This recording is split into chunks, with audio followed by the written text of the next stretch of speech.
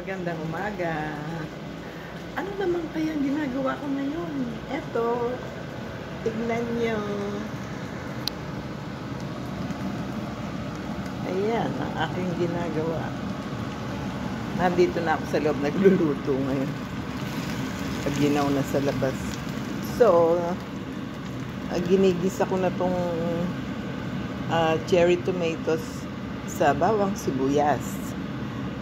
Tapos, nilagay ko yung cherry tomatoes at ang aking ilalagay ay seafoods. Diyan ko hinugasan yung cherry tomatoes. Meron akong fake na crab.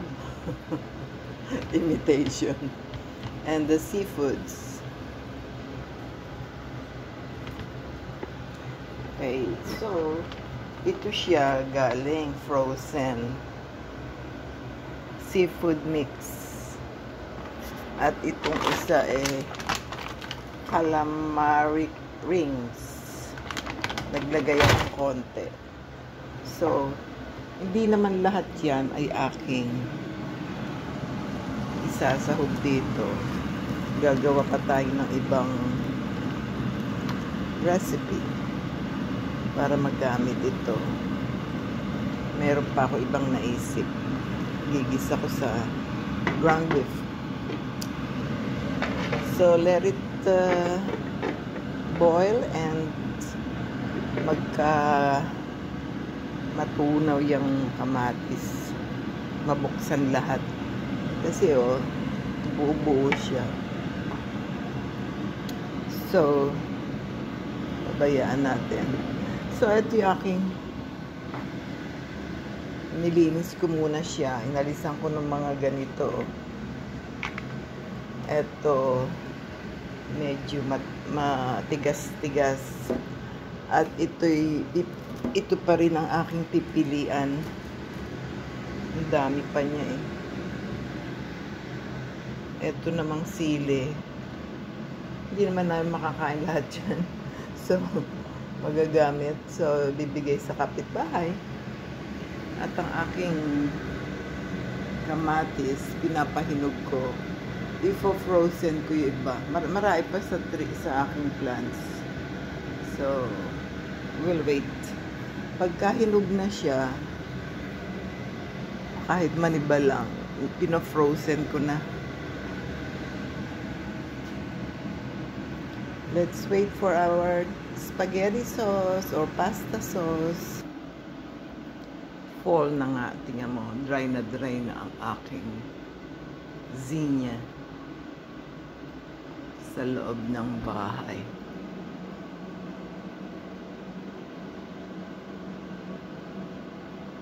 Pati orchids.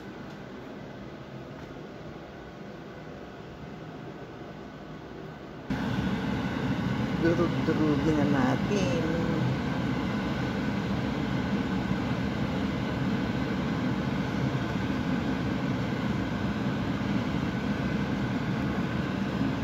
Para maubos na yung bubo.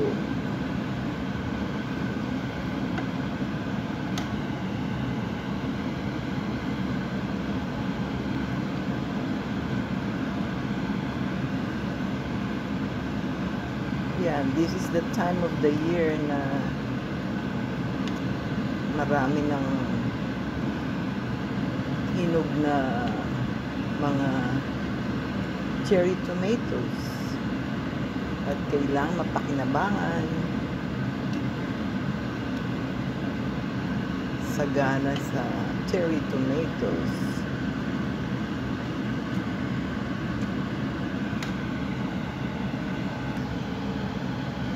So, tinimplahan ko na siya.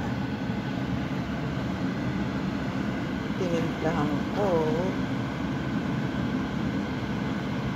At nilagyan ko ng bay leaves. Tinimplahan ko ng asin at paminta.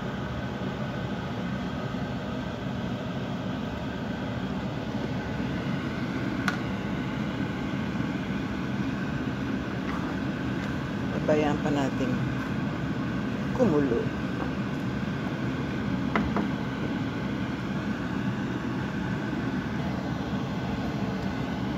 So, nilagay ko na ang seafoods.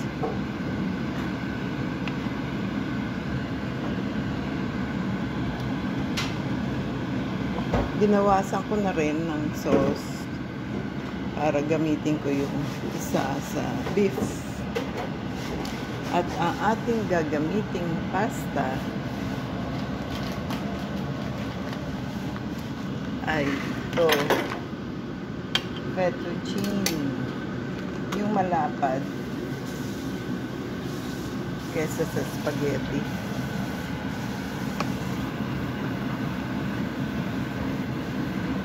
Nag-upaw.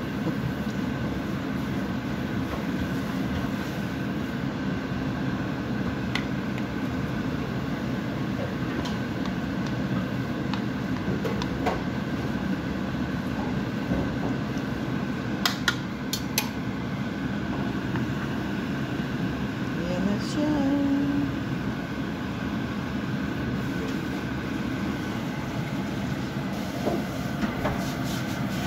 Ready to serve. Ayan na siya.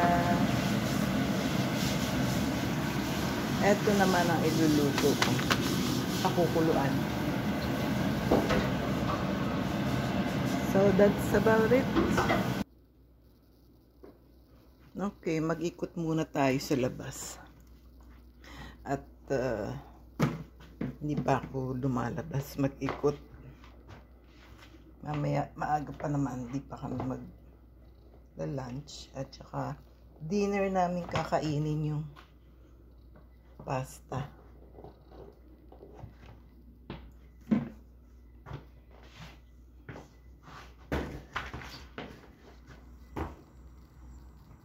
Kahapon nag-ulan, ngayon walang ulan ngayon, pero hindi pa rin matindi araw. Pag nag-iikot ako, kailangan kong may dalang basket at saka cutter dahil marami akong nakikitang dapat ayusin. So, ayan, binagsak ulit yung swing para wag maipunan ng tubig. Ibalik natin, wala nang ulan.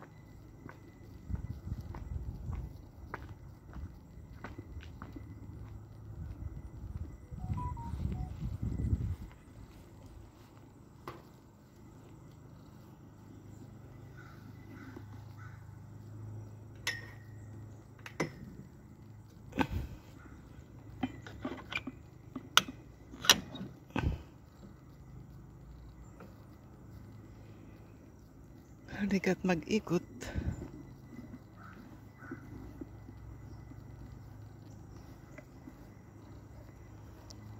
Hari naman walang gumagalaw nitong aking zucchini at napakalaki.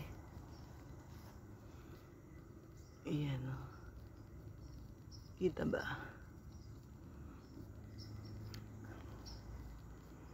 Ang kamatis, nandiyan pa ba? At ang sili. Kinuha ko na lahat itong pakwan. At ang pakwan ay kinain naman ng hindi nga malalaking hayop ang kumain. Ang kumain naman insekto. Bees at saka maliliit na insects. Ayan, naubos ko na lahat yung tomatoes. Pero ang sili, anday pa rin tumutubo. Ayan, maliliit. Eto, pwede na itong mga to.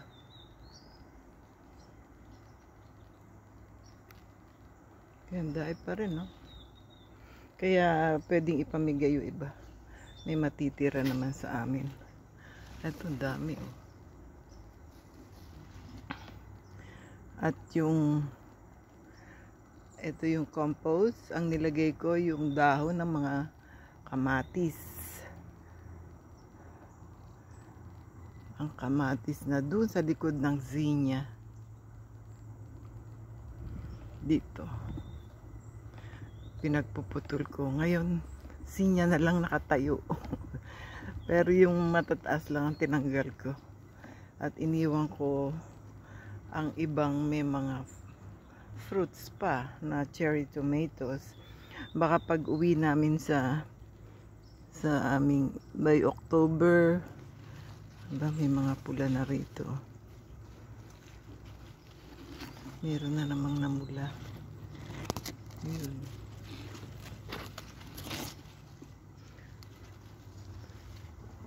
Pabayaan ko muna.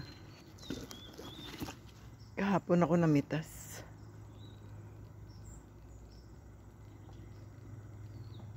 Yung iniwan ko yan, may mga ganyan. Baka tumubo pa.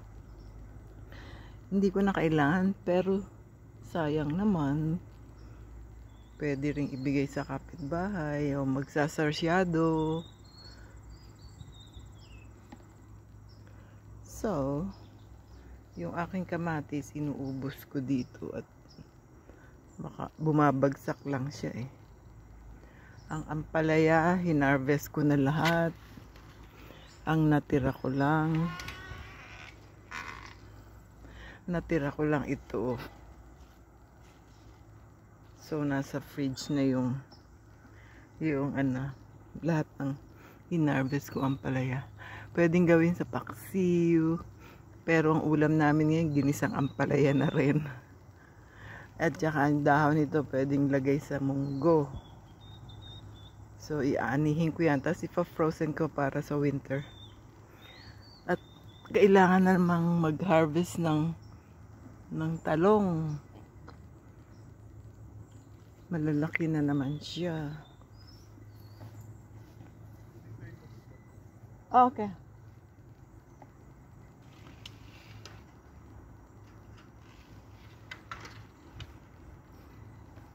Ayan, ang daing talong. Ito na sa side. Anong nangyari dyan? Bakit siya may mga dilaw-dilaw?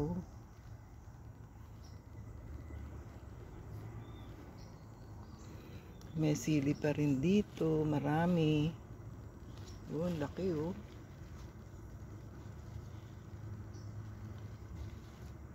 Ang cute niya. Dito, may sili pa rin. Ayan. Sana, ayan. Yung mga pula, hindi ko pa rin tinatanggal. Ang okra, tumutubo pa rin. At namumulaklak pa rin. Ayun ang talong. Ang lalaki na nung talong.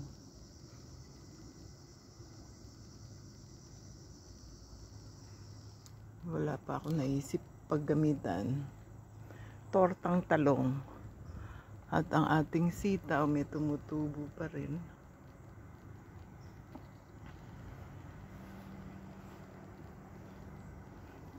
Yan ang sitaw. Ang pechay. Hindi pa namin nagagamit. Ang cantaloupe, melon, meron na ba gumalaw? Ito pa rin siya.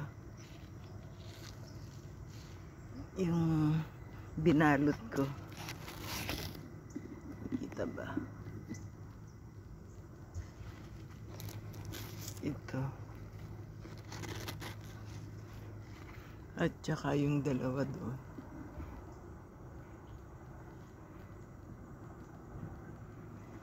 Okay. So, yan ang aking pag-ikot sa aking vegetable and flowers.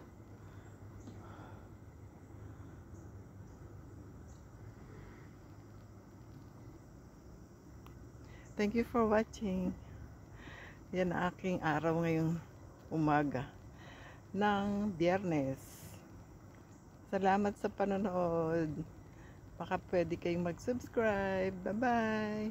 Bye-bye!